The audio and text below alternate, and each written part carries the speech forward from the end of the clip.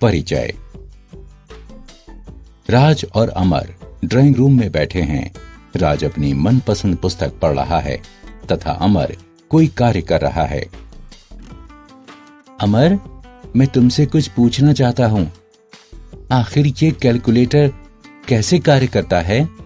ये सभी उत्तर सही सही कैसे दे देता है? हाँ राज, मैं तुम्हें बताता हूं। कैलकुलेटर डायोडों के जुड़ने पर कार्य करता है।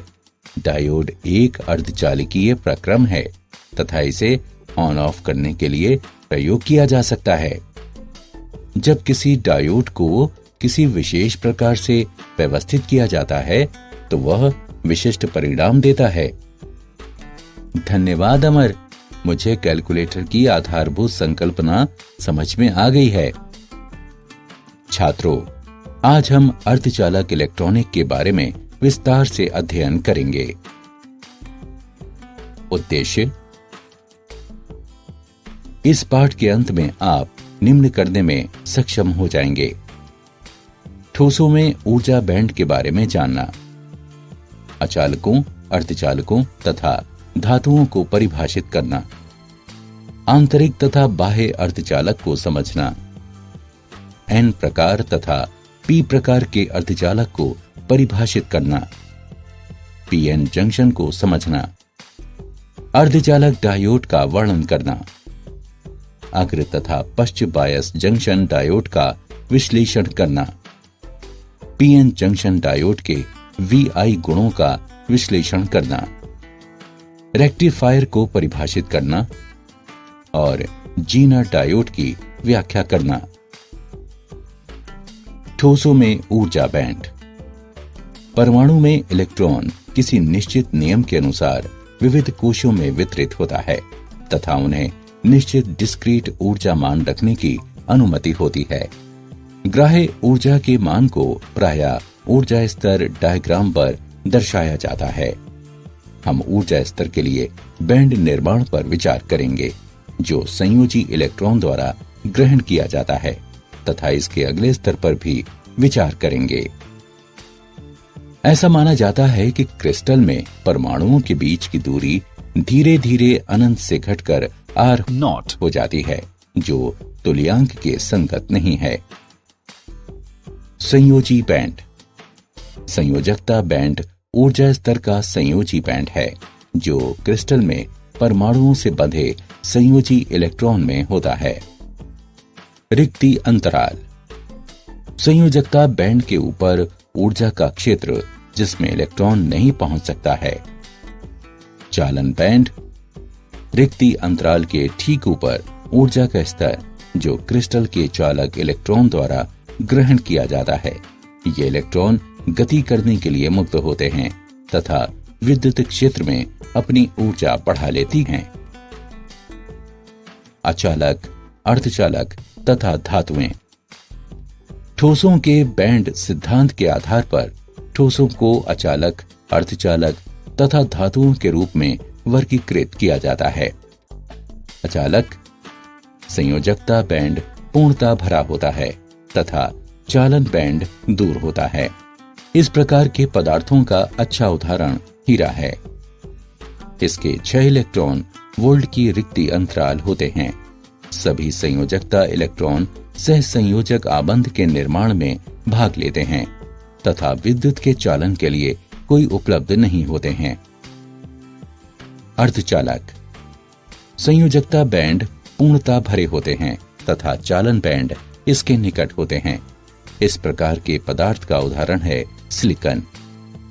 इसके 1.1 इलेक्ट्रॉन वोल्ट के रिक्ति अंतराल होते हैं। परम ताप पर ये अचालक की तरह कार्य करता है, किंतु कमरे के ताप पर इलेक्ट्रॉन का एक छोटा भाग परमाणु के तापीय परिवर्तन से काफी ऊर्जा प्राप्त करता है ताकि वो चालन बैंड में गति कर सके। ताप के बढ़ने के साथ अर्धचालकों की चालकता बढ़ती है। धातुएं। संयोजकता बैंड अंशतः भरे होते हैं। ये संयोजकता तथा चालन बैंड का एक दूसरे के ऊपर अतिव्यापन होता है। इस प्रकार के पदार्थ का उदाहरण सोडियम है। जब सोडियम क्रिस्टल से होकर विद्युत क्षेत्र पर आरोपित किया जाता है तो संयोजकता बैंड में स्थित इलेक्ट्रॉन उच्चतर ऊर्जा स्तर में उपस्थित इलेक्ट्रॉन की तरह ऊर्जा की छोटी मात्रा ग्रहण करते हैं। इस प्रकार के पदार्थ विद्युत के सुचालक होते हैं। सुचालक में अंशतः भरे हुए संयोजकता बैंड भी चालन बैंड होते हैं।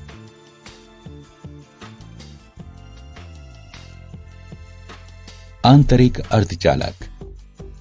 आंतरिक अर्धचालक वे हैं जिनमें अशुद्धियां उपलब्ध नहीं होती हैं तथा इसलिए परिशुद्ध अर्धचालक कहलाते हैं। ऐसे अर्धचालकों में कुछ क्रिस्टल दोष उपस्थित हो सकते हैं। जब अर्धचालक को 0 केल्विन ताप पर लाया जाता है तो ये अचालक की तरह व्यवहित होता है तथा उच्च ताप पर संयोजकता बैंड से चालन बैंड में इलेक्ट्रॉनों के तापीय उत्तेजन के कारण चालन करता है। उदाहरण जर्मेनियम तथा सिलिकॉन। चलिए सिलिकॉन पर विचार करते हैं जिसके 4 संयोजकता इलेक्ट्रॉन हैं। ये 4 सहसंयोजी आबंध बनाते हैं। सहसंयोजक आबंध बनाने में जो इलेक्ट्रॉन भाग लेते हैं उसे संयोजकता इलेक्ट्रॉन कहते हैं। यदि कुछ ऊर्जा दी जाए तो सहसंयोजक आबंध टूट जाते हैं, इलेक्ट्रॉन बाहर आ जाते हैं तथा मुक्त रूप से विचरण करते हैं, जिसके परिणाम स्वरूप सहसंयोजक आबंध में रिक्त स्थानों का निर्माण होता है। ये धनावेश वाहक के रूप में जाने जाते हैं तथा इन्हें होल कहते हैं। संयोजकता आबंध में चालन इलेक्ट्रॉनों की संख्या रिक्त स्थानों की संख्या के बराबर होती है।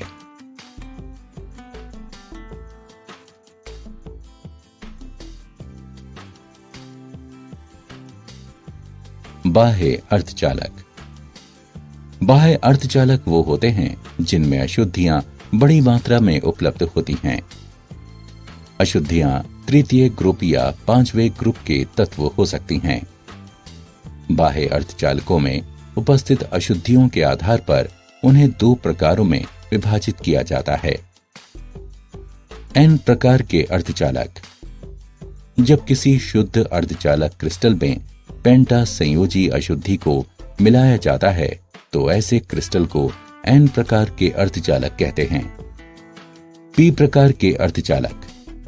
जब किसी अर्धचालक क्रिस्टल में तृतीय ग्रुप के तत्व को मिलाया जाता है तो ऐसे क्रिस्टल को P प्रकार के अर्धचालक कहते हैं।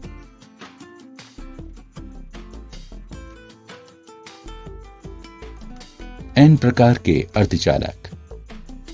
सिलिकॉन क्रिस्टल को सुचालक बनाने के लिए इसके क्रिस्टल संरचना में आर्सेनिक, एंटिमनी या फास्फोरस जैसे अशुद्ध परमाणुओं को मिलाया जाता है। इन परमाणुओं के बाह्यतम कोश में 5 सहसंयोजी इलेक्ट्रॉन होते हैं जो दूसरे तत्वों के परमाणुओं से जुड़कर पेंटा सहसंयोजक आबंध का निर्माण करते हैं। जब विद्युत वोल्टेज आरोपित करते हैं तो ये 4 इलेक्ट्रॉन अन्य सिलिकॉन परमाणुओं से मिलकर बंध बनाते हैं तथा एक इलेक्ट्रॉन विचरण करने के लिए मुक्त रह जाता है। क्योंकि प्रत्येक परमाणु एक इलेक्ट्रॉन प्रदान करता है इसलिए 5 संयोजी इलेक्ट्रॉनों को प्रदाता कहते हैं। परिणामी अर्धचालक पदार्थ ऋणावेश के साथ विद्युत के सुचालक होते हैं तथा इसे N प्रकार के पदार्थ कहते हैं, जिसमें इलेक्ट्रॉन को प्रभावी वाहक तथा परिणामी होल को अप्रभावी वाहक कहते हैं।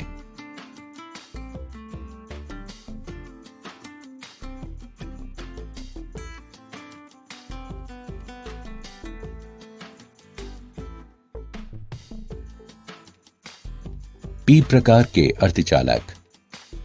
P प्रकार के अर्धचालक में हम त्रिसंयोजी अशुद्धि को डालते हैं जैसे कि एल्यूमिनियम, बोरॉन अथवा इंडियम। बाह्यतम सहसंयोजक बंध में केवल 3 संयोजी इलेक्ट्रॉन उपस्थित होते हैं अर्थात चतुर्थ आबंध का निर्माण नहीं हो सकता है। ये अर्धचालक पदार्थ को प्रचुर आवेश वाहक प्रदान करता है जो क्रिस्टल की संरचना में होल कहलाता है। क्योंकि प्रत्येक अशुद्ध परमाणु होल का निर्माण करता है, त्रिसंयोजी अशुद्धि प्रायः ग्राहक के रूप में प्रसिद्ध है। चालन में मुख्यतः धन आवेश वाहक होते हैं जिससे पी प्रकार के पदार्थ बनते हैं, तथा धन होल को मुख्य वाहक कहते हैं, जबकि मुक्त इलेक्ट्रॉन को निम्न वाहक कहते हैं।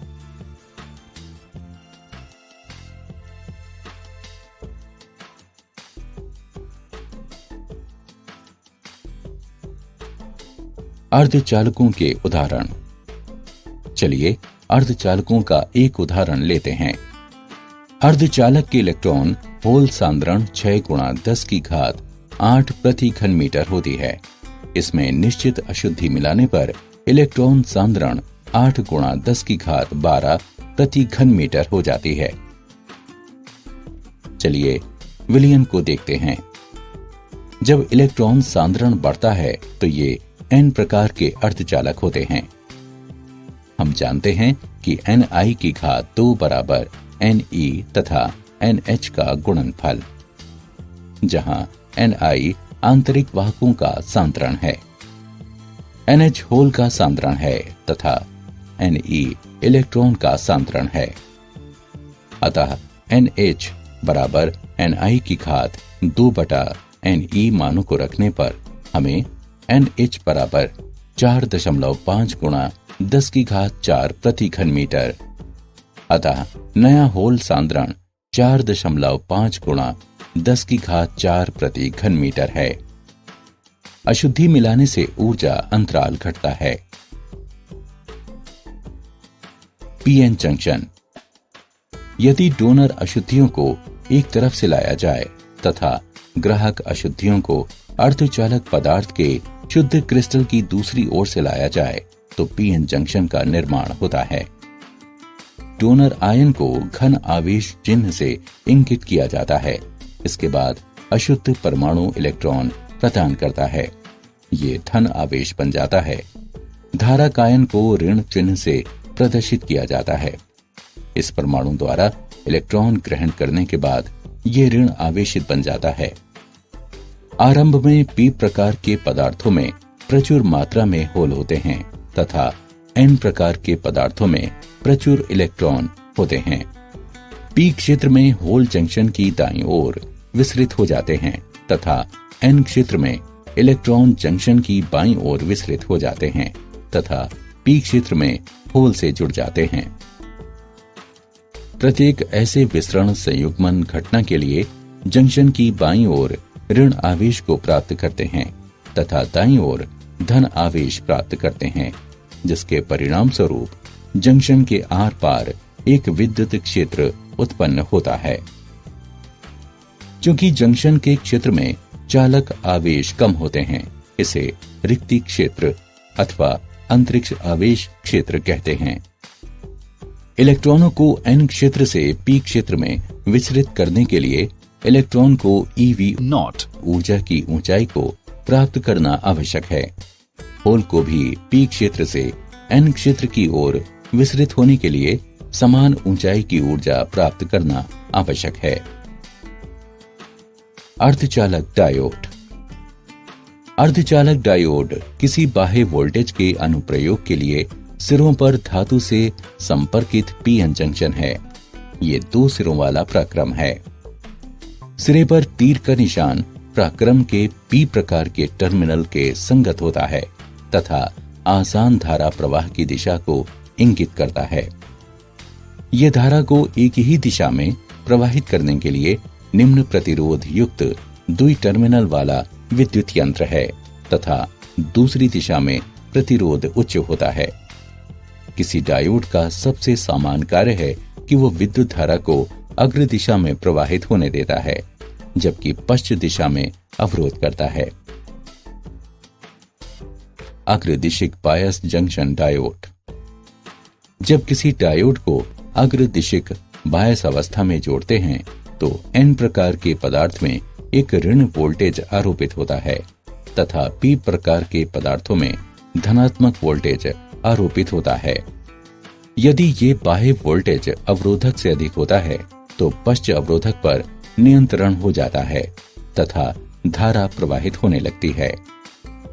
अग्र बायस अवस्था पीएन जंक्शन से होकर निम्न प्रतिरोध पथ को प्रदर्शित करती है, जो बायस वोल्टेज में केवल लघु वृद्धि के साथ डायोड से होकर बहुत उच्च विद्युत धारा को प्रवाहित होने देती है। रिक्ति स्तर के कार्य द्वारा जंक्शन अथवा डायोड से होकर वास्तविक अवरोध अंतर को अचर रखा जाता है। ऋण वोल्टेज इलेक्ट्रॉन को जंक्शन की ओर अग्रसर करता है या वहां से विकर्षित करता है तथा उन्हें अतिव्यापन के लिए ऊर्जा देता है तथा धन वोल्टेज द्वारा जंक्शन की विपरीत दिशा में आ रहे होल से जोड़ता है।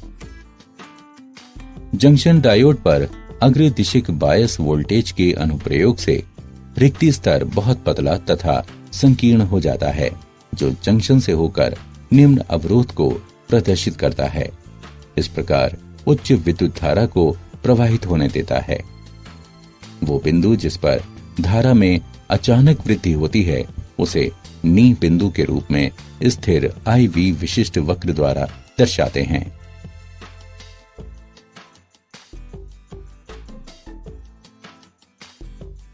पश्चिम दिशिक बायस जंक्शन डायोड। जब किसी डायोड को पश्चिम दिशिक बायस अवस्था में संपर्कित किया जाता है तो N प्रकार के पदार्थ पर धन वोल्टेज आरोपित होता है तथा P प्रकार के पदार्थ पर ऋण वोल्टेज आरोपित होता है। N प्रकार के पदार्थ पर आरोपित धन वोल्टेज इलेक्ट्रॉनों को धन इलेक्ट्रोड की ओर जंक्शन से दूर आकर्षित करता है, जबकि P प्रकार के सिरे पर स्थित होल ऋण इलेक्ट्रोड की ओर जंक्शन के विपरीत आकर्षित करता है।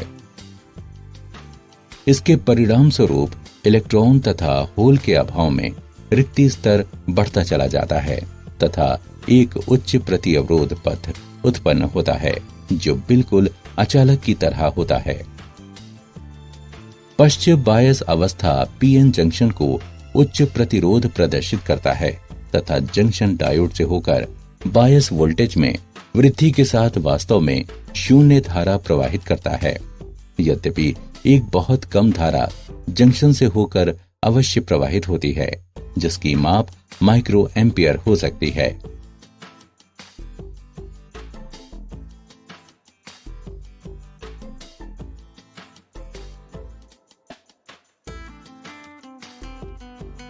PN जंक्शन डायोड के VI गुण। अग्रदिशिक बायस में धारा तब तक पहले धीरे धीरे बढ़ती है जब तक कि डायोड से होकर वोल्टेज किसी निश्चित मान को प्राप्त नहीं कर लेता है। विशिष्ट विभव के बाद डायोड धारा डायोड बायस वोल्टेज के बहुत लघु वृद्धि के बावजूद भी तेजी से बढ़ती है। इस वोल्टेज को थ्रेशोल्ड वोल्टेज अथवा नी वोल्टेज कहते हैं। पश्चिम दिशिक बायस में डायोड के लिए धारा बहुत लघु होती है तथा बायस में परिवर्तन के साथ भी हमेशा अचर होती है। ये पश्चिम दिशिक बायस पर धारा अचानक बढ़ती है। ये वोल्टेज ब्रेकडाउन वोल्टेज कहलाता है।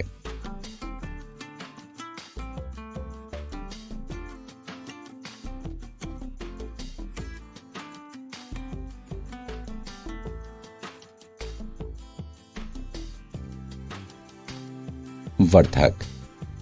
प्रत्यावर्ती धारा को दिष्ट धारा में रूपांतरित करने के प्रक्रम को वर्धन कहते हैं तथा इस रूपांतरण के लिए प्रयुक्त परिपथ वर्धक कहलाता है। क्रिस्टल डायोड वर्धक के रूप में प्रयुक्त होता है। दो प्रकार के वर्धक परिपथ प्रयोग में आते हैं। अर्ध तरंग वर्धक। अर्ध तरंग वर्धक में प्रत्यावर्ती तरंग के धनात्मक या ऋणात्मक अर्ध गुजरता है, जबकि अन्य अर्ध को रोक दिया जाता है। पूर्ण तरंग वर्धक। पूर्ण तरंग वर्धक संपूर्ण इनपुट तरंगों को इसके आउटपुट पर एक अचर ध्रुवण पर रूपांतरित करता है। अर्ध तरंग वर्धक। प्रत्यावर्ती धारा संकेत जिसका वर्धन होना है उसको स्टेप डाउन ट्रांसफार्मर के प्राथमिक सिरों P1 तथा P2 से संपर्कित किया जाता है। द्वितीयक सिरों में से एक सिरे को जंक्शन डायोड के P क्षेत्र से संपर्कित किया जाता है, जब दूसरे सिरे S2 को श्रेणी क्रम में जुड़े लोड प्रतिरोध RL के साथ N क्षेत्र से जोड़ दिया जाता है। आउटपुट वोल्टेज को लोड प्रतिरोध RL से लिया जाता है। द्वितीयक सिरे S1 तथा S2 से होकर प्रत्यावर्ती इनपुट वोल्टेज प्रत्येक अर्ध चक्रण के बाद ध्रुवण को परिवर्तित कर देता है। इनपुट प्रत्यावर्ती वोल्टेज के प्रथम अर्ध चक्र में S2 की तुलना में सिरा S1 धनात्मक होता है। इस अर्ध चक्र के दौरान डायोड अग्रदिशिक बायस होता है तथा इसलिए डायोड धारा को A से B में प्रवाहित करता है। अन्य अर्ध चक्रण के दौरान सिरा S1 सिरा S2 की तुलना में ऋणात्मक होता है। इस अवस्था में डायोड पश्च बायस होता है तथा ये धारा प्रवाहित नहीं करता है। इस प्रकार धन अर्ध चक्र के लिए लोड प्रतिरोध RL से होकर विभवांतर होता है तथा ऋण अर्ध चक्र के दौरान विभवांतर नहीं होता है तथा लोड से होकर आउटपुट पल्सेटिंग दिष्ट धारा होते हैं। पूर्ण तरंग वर्धक। पूर्ण तरंग वर्धन के लिए 2 जंक्शन डायोडों का उपयोग होता है। इसमें 2 डायोड D1 तथा D2 होते हैं, जिसके N सिरे N1 तथा N2 सिरों से एक दूसरे से जुड़े होते हैं। प्रत्यावर्ती धारा संकेतक जिसका वर्धन होना है उसको पावर ट्रांसफार्मर के प्राथमिक सिरे P1 तथा P2 से जोड़ दिया जाता है। डायोड के P क्षेत्रों में P1 तथा P2 को ट्रांसफार्मर के द्वितीय सिरे S1 तथा S2 से संपर्कित कर दिया जाता है। आउटपुट को लोड RL से लिया जाता है। द्वितीयक S1 तथा S2 से होकर AC इनपुट वोल्टेज से प्रत्येक अर्ध चक्र के बाद पोलैरिटी बदल लेता है। इनपुट प्रत्यावर्ती सिग्नल के प्रथम अर्ध चक्र में टर्मिनल S1 धनात्मक होता है तथा S2 ऋणात्मक होता है। तब डायोड D1 अग्रदिशिक बायस होता है तथा डायोड D2 पश्चिम दिशिक बायस होता है। अतः डायोड D1 से चालन होता है जबकि डायोड D2 से नहीं होता है। डायोड D1 के कारण धारा की दिशा A से B की ओर होती है। दूसरे अर्धचक्र में टर्मिनल S1 ऋणात्मक है तथा S2 धनात्मक है। डायोड D1 पश्चिम दिशिक बायस है तथा डायोड D2 अग्रदिशिक बायस होता है। अतः डायोड D2 में चालन होता है जबकि D1 में चालन नहीं होता है। डायोड D2 के कारण धारा की दिशा A से B की ओर है। अतः इनपुट प्रत्यावर्ती धारा सिग्नल के लिए आउटपुट धारा एक दिशी पल्सज सतत श्रृंखला होती है।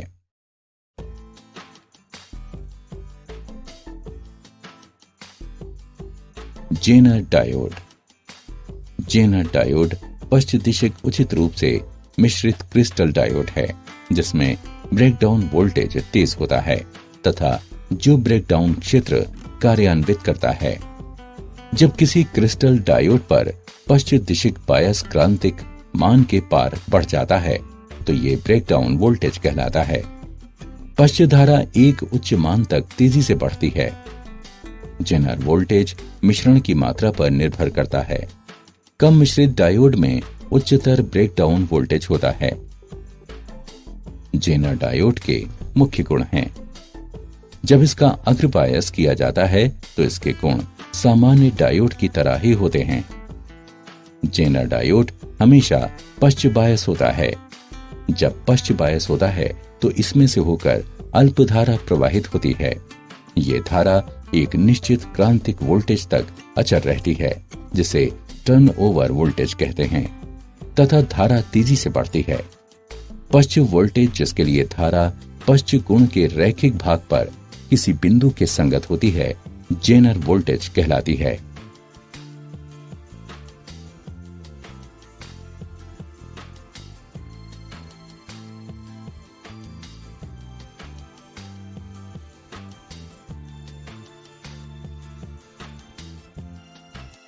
क्या आप जानते हैं कुछ पदार्थों को अर्ध अचालक के रूप में वर्गीकृत किया जाता है।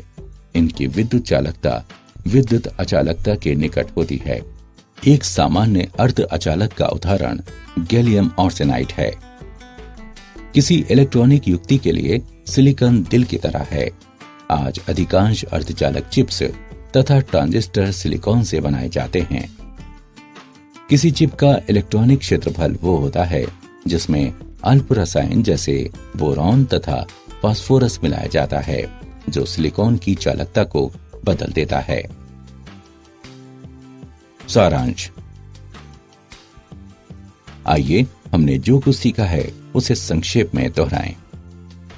अर्धचालक में संयोजकता बैंड पूर्णता भरा होता है तथा चालक बैंड इसके निकट होता है।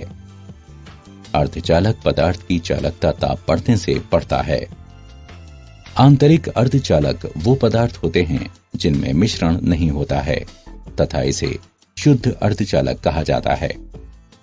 पी प्रकार के अर्धचालकों में हम क्रिस्टल संरचना में त्रिसंयोजक मिश्रण को डालते हैं, जैसे कि एल्यूमिनियम, बोरॉन अथवा इंडियम।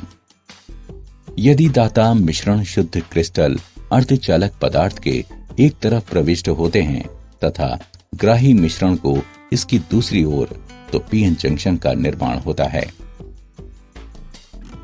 एक अर्धचालक डायोड मूलतः धात्विक संपर्क के साथ पीएन जंक्शन है, जो बाह्य वोल्टेज के अनुप्रयोग के लिए अंतिम सिरों पर जुड़े होते हैं। प्रत्यावर्ती धारा को दिष्ट धारा में बदलने के प्रक्रम को प्रवर्धन कहते हैं तथा इस रूपांतरण के लिए परिपथ को प्रवर्धक कहते हैं। जेनर डायोड उचित रूप से मिश्रित एक पश्च बायस डायोड है, जिसमें तेज ब्रेकडाउन वोल्टेज होता है। ब्रेकडाउन क्षेत्र में कार्य करता है।